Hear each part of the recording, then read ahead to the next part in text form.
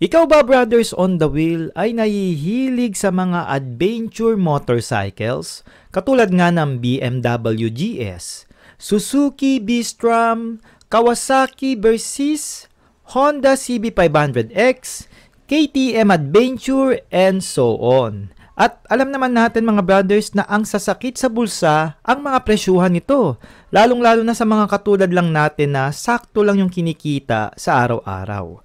Pero meron akong irereto sa'yo, brother, na isang adventure bike na galing sa Lipan Motorcycle from China na posibleng ilabas ng Skygo Philippines, ha? So it means, brother, wala pa dito sa Philippine market. Baka kasi marami na naman magtatanong dyan, kaya wag muna kayong makulit.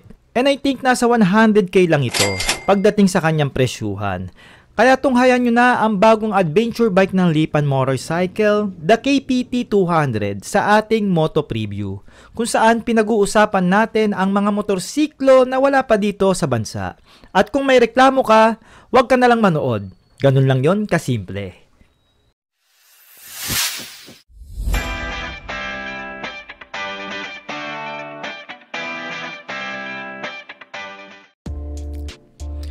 Same configuration nga ang makina nito na katulad sa K19 aka Skygo Magnus 200 na until now ay hindi pa natin alam kung ilalabas ba talaga ng kumpanya, na may 198cc, single cylinder, single overhead cam na merong 4 na valvula. And of course, fuel injected na nga rin ito at pinalalamig ng liquid cooled sa kanyang cooling system. At may 6-speed manual transmission.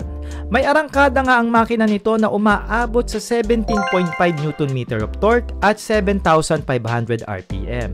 At kaya namang sumagad ng 20.1 horsepower at 9,000 RPM pagdating sa power output ng makina, na kayang makatop speed ng 110 to 120 km per hour ayon sa claim ng Lipan Motors.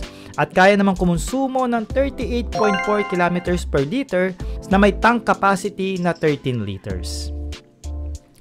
Going in electronics, ito naman ay binubuo ng LED lights sa lighting system with the adventure style headlight and taillight for better visibility sa kalye. When it comes naman in meter panel, ito ay made in digital meter na rin with the basic indicators in the top and naked style aluminum handlebar for easy maneuver in on-road and off-road riding, na perfect na rin for the long distance ride. At may kasama na nga rin itong non-adjustable windshield para hindi tayo ganong kabugbog sa hampas ng hangin sa daan. Split type na nga rin ng seat setup dito na nagbibigay ng komportableng experience para sa rider at sa magiging angkas nito. At may taas naman na 790mm ang seat height na ideal para sa mga average Filipino rider natin dyan. At hindi ka rin pahihirapan nito kahit sa low speed na takbuhan dahil may bigat lang ang KPT 200 ng around 158 kg in net weight. In terms in safety, kargado na nga ito ng dual channel ABS sa kanyang braking system.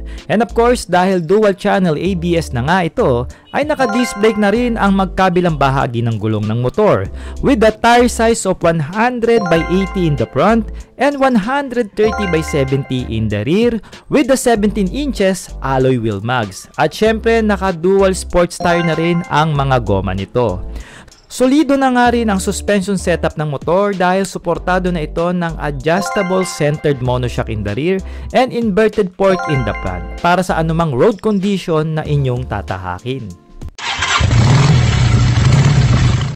Ang astig naman talaga ng body design ng KPT 200 ng Lipan Motors na siguradong maraming maiingganyong Filipino riders ang maglalabas nito. Lalo pat nauuso na ngayon ang mga low displacement adventure bike dito sa bansa. And for the color variant, meron tayong 3 pagpipilian sa KPT 200. Yan nga ang fluorescent yellow with the matte black finish, pearl black with the matte black finish pa rin, and of course, oyster gray. So far, ito na muna ang ibabato ko sa inyong detalye patungkol dito sa bagong adventure bike ng Lipan Motors. And hopefully, madala ito na Skygo Philippines dahil siguradong papatok ito sa Philippine market dahil sa mababang presyo na pwede sa mga pangmasang Pilipino.